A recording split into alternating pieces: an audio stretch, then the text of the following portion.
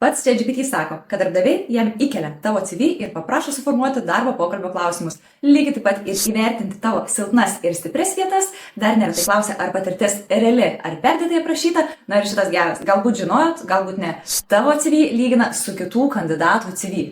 Ne darbdavys, ChatGPT žinoma. Na įsivaizduok situaciją, darbdavys įkelia tavo ir dar 5 kandidatų CV į ChatGPT ir paprašo nurodyti, kuris kandidatas yra stipriausias. Tada tikrai neretai nutinka taip, kad galiausiai darbdavys pakviečia į darbo pokalbį tą kandidatą, kurio gyvenimo aprašymą ChatGPT nurodė kaip stipriausią. Bet tu gali irgi šiek tiek pačytinti, tik iš kitos pusės. Tarkim, įkelti savo gyvenimo aprašymą į ChatGPT, paprašyti, kad jis jį patobulintų būtent tai pozicijai, į kurią planuoji kandidatuoti. Tik jokių būdų nemeluok, kadangi darbdavys gali būti pasiruošęs klausimų su ChatGPT pagalba arba nebūtinai į tavo melagienos parašytas gyvenimo aprašymą.